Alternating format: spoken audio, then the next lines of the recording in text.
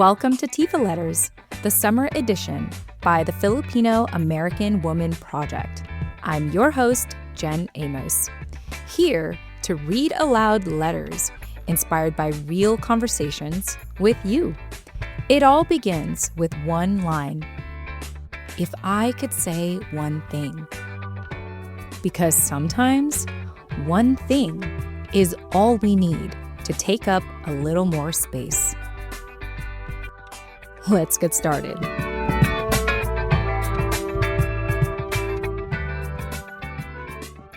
Dear Sofie, aka my twin, if I could say one thing, it's this.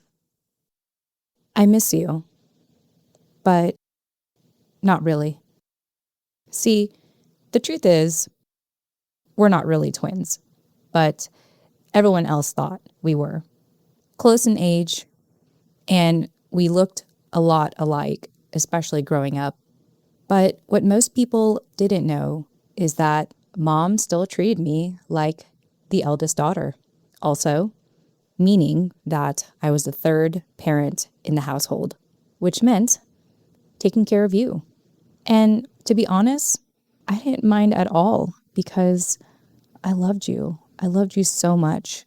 I loved growing up together. I loved playing make-believe together with our toys. I loved all the crazy stories and crazy ideas we would share with each other. We both had such vivid imaginations. I loved looking out for you. I loved watching you succeed. In fact, if you excelled in something, I rooted for you. I championed you. I was always proud of when you were able to eventually do something better than I can, because, Sofie, your success is my success. And like a parent, I'd always get so emotional watching you succeed. So as we got older, of course, our bodies started to change. Even though we weren't twins, people couldn't help but compare us to each other. Who was the more charismatic one, the smarter one, the prettier one, the popular one? And without a doubt, it was you, Sofie. It was always you. And trust me, I had no problem with this because I knew that I was a part of your greatness. I loved when you would introduce me to your friends and they'd be like, "What? You have a twin?" And of course, you'd have to correct and be like, no, this is my ate. But I loved it. You know what I also loved? I just loved how much we spoke so fondly of each other and how fondly we spoke to each other. I felt like we communicated so well. We were just in sync with each other, in tune with our emotions, and we always held space for when one of us was going through a hard time. We really were like twins. And I really appreciated you treating me like an equal, more so than your older sister, the way that Mom always impressed upon me and expected of me. But again, it's all good. I actually didn't have a problem with it at all. The time came when we both had to go on our separate paths. You were accepted into one college, and I was accepted in another. I had decided to stay near home, be close to Mom. She's not so bad. You, on the other hand, you were accepted into a college out of town, hours away from us. And I was so excited for you, Sofie. See, you're the first in our family to leave home, to go off on a whole new adventure, experience the world. And I was just so ecstatic to live vicariously through your stories and your experiences. I remember the day we helped you move into your dorm room and you were meeting your roommates for the first time. They seemed eclectic, fashionable, and fitting for your new life. Once everything was unpacked, we took a family photo and I gave you the biggest hug. "I'll see you soon, Sofie," I said to you. I didn't want to consider it a goodbye because I knew that we would text each other, call each other, and, just check in with each other the way that we always did as sisters. Now, to my surprise, but maybe not so surprisingly, we both just got super busy with college. You were focused on your studies, I was focused on my studies. You made new friends, I made new friends. We talked a lot in that first year, of course, but unintentionally, we both just got so busy. You started dating, I started dating. Of course, we secretly kept that from mom. And before you know it, I graduated college, and I was so lucky to find a job immediately upon graduating. So that itself felt like a whirlwind. I mean, did college even prepare me for this job?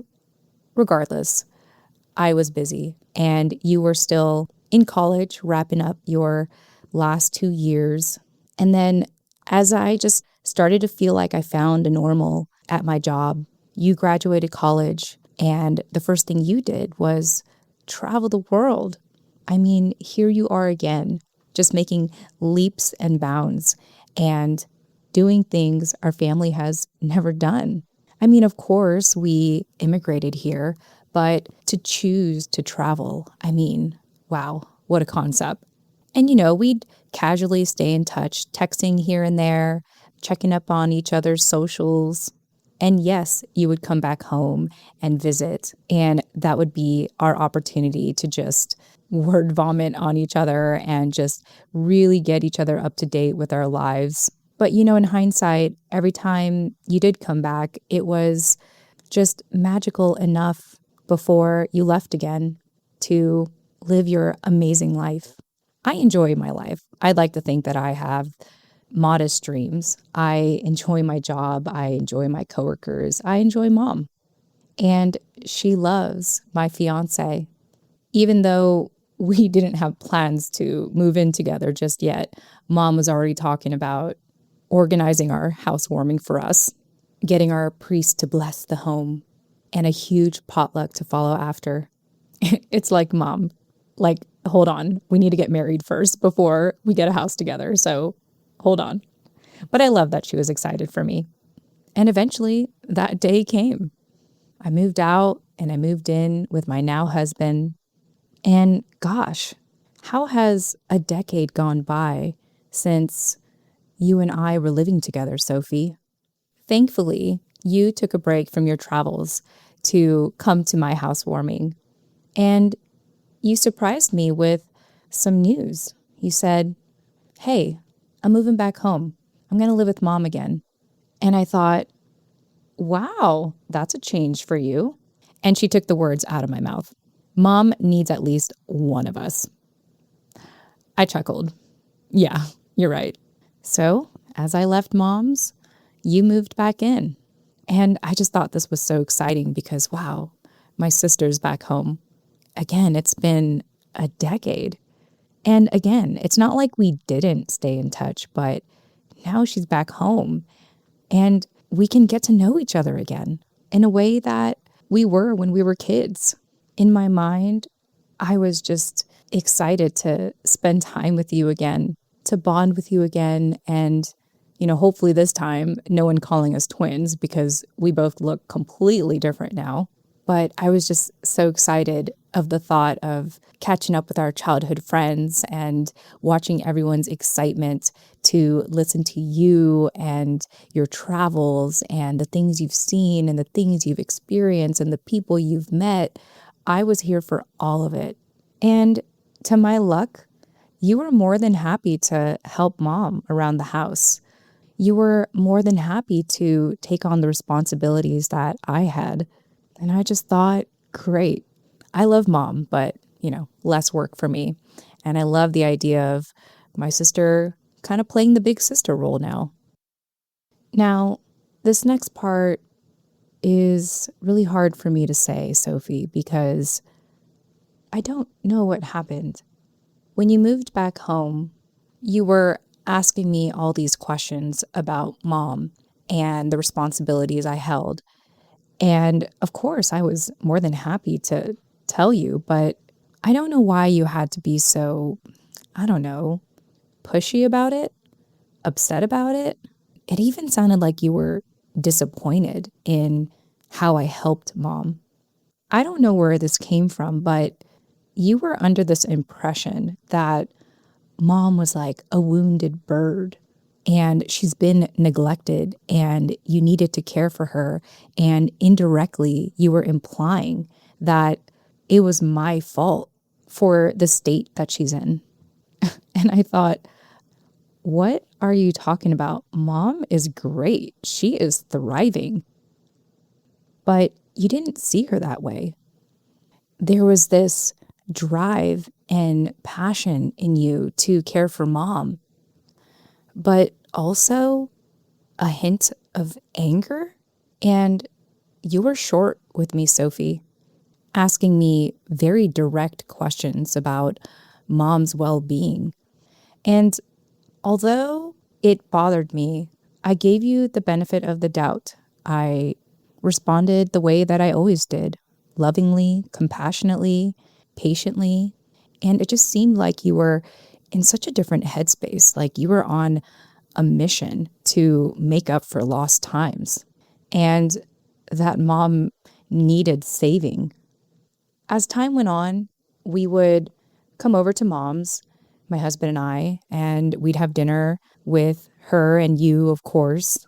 And of course, I was so excited for this because I miss our family dinners.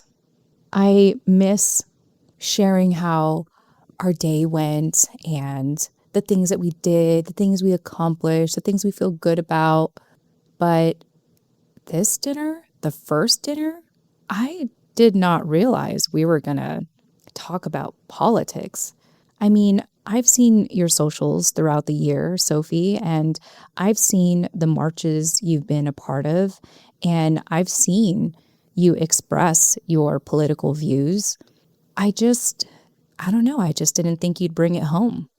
I didn't realize how the concerns of the world and society and other people were so important to you. I remember leaving that dinner with my husband, and he asked me, "So, this is your sister, huh? Didn't realize she was so woke." I mean, I've heard that phrase before, but I guess this is what woke looks like. Since we all lived so close to each other, it was very common for my husband and I to come over and have dinner. And on occasion, you and mom would come over to our place as well. But you know, Sofie, I gotta admit, I just started to become more and more uncomfortable at the dinner table. I mean, I love how charismatic and opinionated and vocal you are about your politics. But it was almost as though you wanted us to embrace the struggle as well. And the truth is, our family's doing great. We're doing fine. Mom's great. Mom's healthy. Why can't you hear me when I say she's doing just fine? Fast forward, I'm 6 months pregnant, and you had agreed to come over and help me paint the baby room. Now, I know that we should have done this sooner, but life, work, being pregnant. And I remember that the moment I told you that I was pregnant, you were just over the moon. Now, you, being a proud feminist, has sworn off kids. And that's fine because you were like, it's all good because I'm going to be the greatest auntie ever to your kids. And I was like, wonderful. I'm here for it. So as soon as you found out that I was pregnant, I asked if you could help me paint the baby room when the time comes, and you were more than happy to do it. Now, that was months ago. And 6 months with pregnancy brain, I'm like, oh my gosh, I have to paint the baby room. So I text you and I say, hey, are you free this month to come over and help me out with the baby room? I want to test out some colors. It took me a while to hear from you, in fact, a couple of days. But when I finally did, I mean, I don't know what was going on with you that day, but you were asking me a million questions. So when did you say you want to paint the bedroom? What colors are you thinking of? Did you go to the department store yet? When do you need me exactly? How long is it going to take? And, very lovingly, compassionately, and patiently, I answered all her questions. Wait, so you're thinking about this weekend? I have to check my schedule. Okay, I don't know if she read my text, but I'm pregnant. I'm flexible. And on and on and on. She continued to ask questions about all the logistics of painting a room as though we were building a house. I don't know where these questions came from. I don't know why she's being so aggressive about them. And I don't think she's hearing me because it's almost as though she's asking the same questions. I'm scrolling up in my text messages wondering, am I not being clear enough? We're just painting a baby room. And then the text came. Honestly, Ate, I'm really angry at you right now. Ever since I've come back, I've had to do everything to take care of mom. I can't really elaborate what else she said after that. It was just a long text of grievances. Something about how mom needed help with all these house repairs and pulling weeds out of her garden and taking her to doctor's appointments and just being her emotional support. I mean, I don't know what you were expecting, Sofie. Like, mom is getting older. And everything that you're listing was all the things that I handled. But it seems as though, just like your competitive nature growing up, which I loved, all of a sudden it was directed at me and my incompetence to have cared for mom. I'm sorry. Do you remember that you were gone for a decade? Do you remember that while you were out of town, going to school, living your best life, graduating, traveling the world, doing whatever you were doing out there with your politics and your activism? Did you forget that I was with mom this entire time? And, maybe it's my fault because I sheltered you from the health scares and driving mom to urgent care and just being her number one support system. And now you're back, acting as though everything has fallen apart since you left. And not only are you here to save the day, but you're here to paint me as the villain? No, I don't think so. So toward the end of that text message, you had to say, I can't help you with the baby room right now. There's just too much bad energy between us, and I need a minute. Wow, bad energy. I looked at the end of that text, and I didn't realize this, but my hands started to tremble. In fact, my whole body started to tremble. I managed to fumble my fingers and reply to you. I couldn't believe what I was about to say. Sofie, I'm heartbroken. And I'm just so disappointed that you're not going to help me after all. I'm going to need a minute too. And just please don't talk to me until you find a way to get rid of this bad energy. And send. To be honest, I can't tell you what I actually said. I can only tell you what I think I said in hindsight, because as soon as I sent it, I muted her notifications and I put my phone down and my hands were trembling. All I could think in my mind was, Sofie, what happened to you? What happened to us? Why are you so angry at the world, at society, at our family? But most of all, why are you angry at me? I had done nothing but love you and advocate for you and root for you. And even though mom wanted you to be closer to home, I encouraged you. I said, yeah, get out of town, go live your life, go to college elsewhere, live for both of us. In that decade, while you were gone, I mean, what happened, Sofie? What happened along the way when you left a home full of love and abundance and care? What happened for you to come back with so much hatred and directness and, apparently resentment. I'm just trying to dig deep in my brain and my memories of us, just wondering what went wrong. Did I create a monster, raising you to be coddled and entitled and fully provided for? But you know what? Also, we're adults now. You left home a long time ago. I have a husband now. I have a child on the way, and it's no longer my responsibility to care for you. I cannot be responsible for whatever rage you brought back home. Something must have happened out there in the years that you were gone that, you know what, I'm just not responsible for.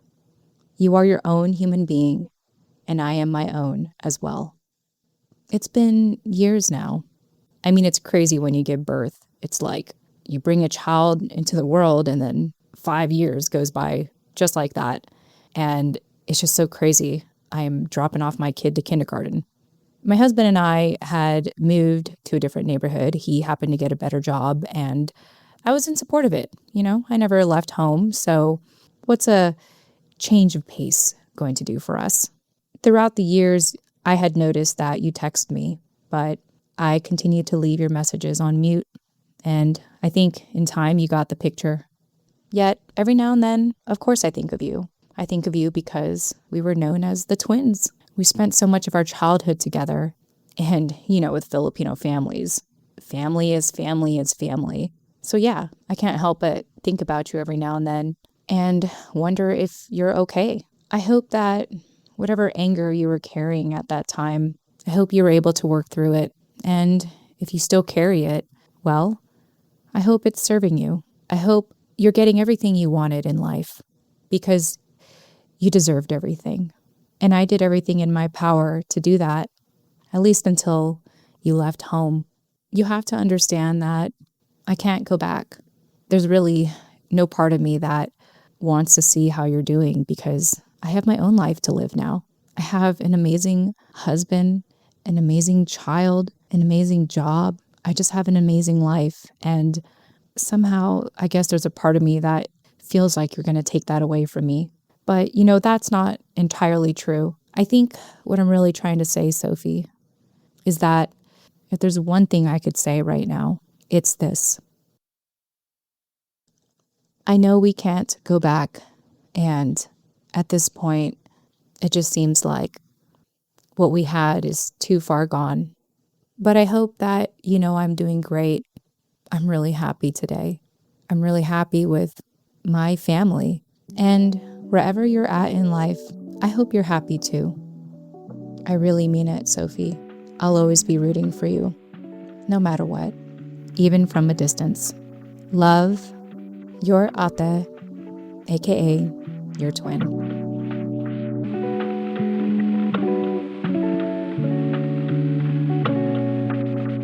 If you could reflect on one thing, it's this. Think about the last time you blew up on your family and ask yourself, is this really about them?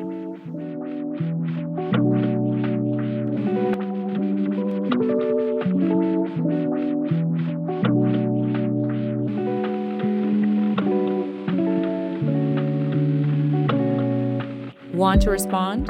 You can reply today at tfaletters.com. That's TFAW, as in the Filipino American Woman, letters.com. Or better yet, write your own letter.